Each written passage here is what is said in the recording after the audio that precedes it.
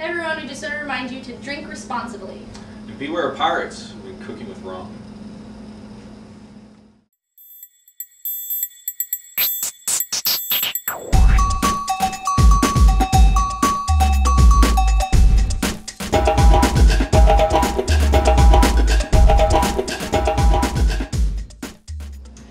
Hi, and welcome to the first episode of Cooking with Liquor. I am Ashley Shortow. And I'm Paul Cerise. He's our chef. And today we're going to be cooking with rum. And we are going to be making a delicious rum cake. Indeed we are. So what would you like to tell the audience about this? Okay, well for today's recipe you're going to need a number of things. The first thing you're going to need to get is a bundt pan. And you're going to need to prepare this bundt pan using shortening and flour. And what you're going to do with the shortening is you're going to take like a paper towel. You can use your finger if you want, but I prefer not to get all greasy. And you just need to go and dip the napkin here in the shortening and just, rub the pan, get it all greased up. This is very important. Yeah, otherwise your cake's going to stick, and when you go to flip it over on a plate, it's going to just crack in half, or it's not going to come out of the pan at all. And nobody will get to eat the rum cake. And then you're just going to take the flours, put it in the bottom of the pan. Try not to make a mess. Try not to make a mess. Hold it over a garbage can or sink and just kind of jiggle it around, getting the sides all covered in flour. And there you have it. Now we get to mix the batter? Indeed. We have a few things here that we're going to be using. We have a box of yellow cake mix. And as we go along, we're not going to be following any of the directions on the back of the box. We actually have a specific set of custom directions to get this cake finished. So the other dry ingredient we're using is instant pudding. Use vanilla instant pudding, not the sugar-free. So those are our dry ingredients. And what we're going to do with those right now is we've got a large mixing bowl and a whisk. And you're just going to take those out and dump them into the mixing bowl. And then all you have to do basically is just mix the dry ingredients together. Next up we got the wet ingredients. We have our oil. We use a half cup of vegetable oil. We're also going to be using a half cup of water. And we also have the most important ingredient of all, a half cup of rum. And Captain Jack Sparrow would say we need really bad eggs, but actually we need 4 really good eggs. And all you're going to do is just start making a mess. Dump your eggs, dump your water, dump your oil, and dump the rum. Woohoo! Yo-ho! Yo-ho. Take it over here, got an electric mixer over here, and going to mix together the batter. We're going to actually mix it on high, just till it's smooth, just get all the clumps out of the batter, and just get it real nice and smooth.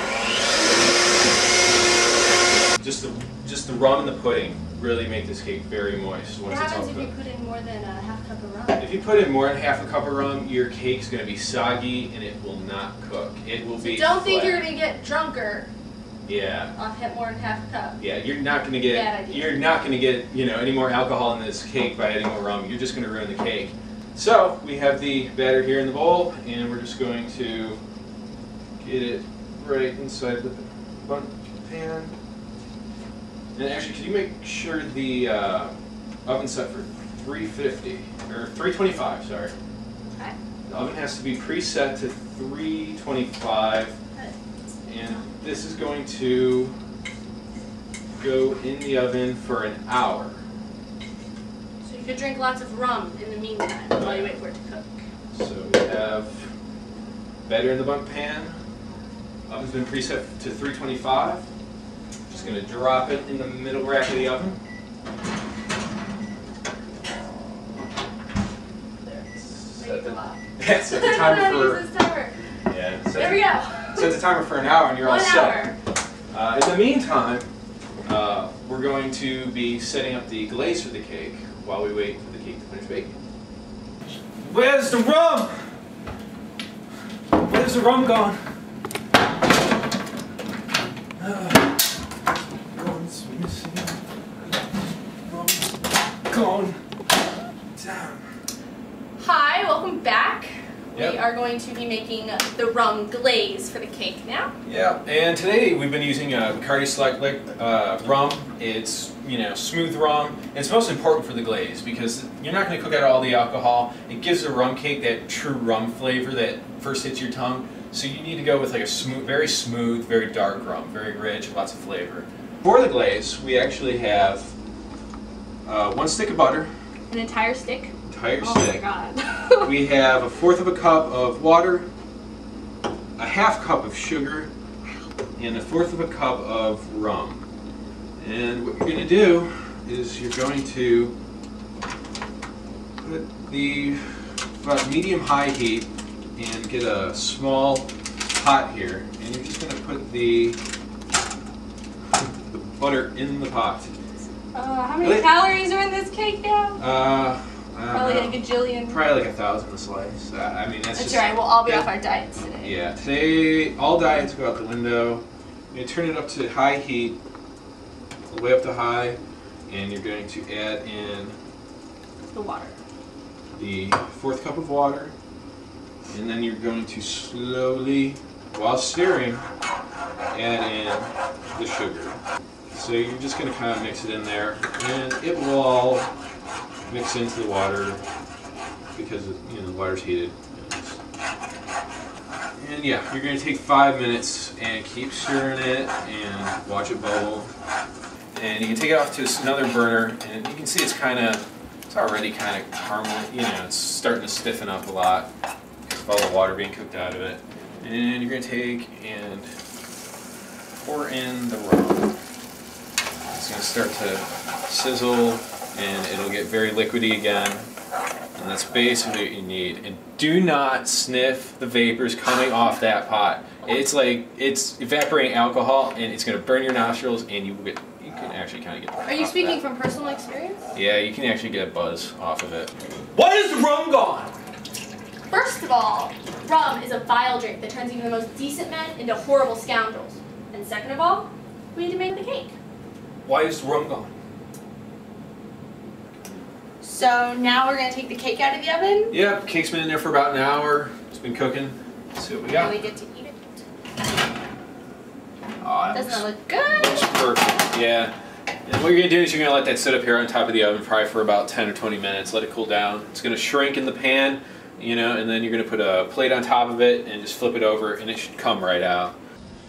Alright, the cake's been here about 20 minutes. We're ready to flip it. So we're going to take it back over to the plate. Still a little hot. Put the plate on top. Flip it over, wiggle it.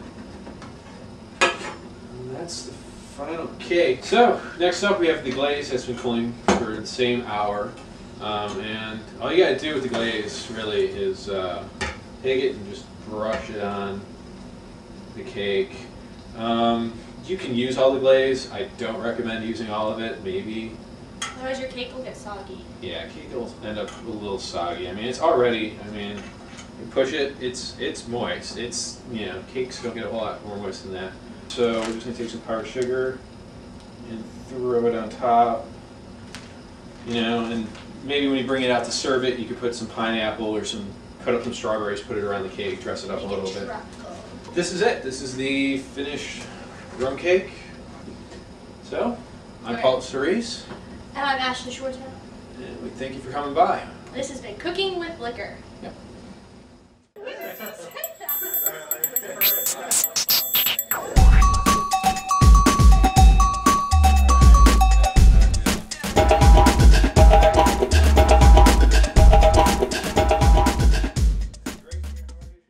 Where's my rum? Hello.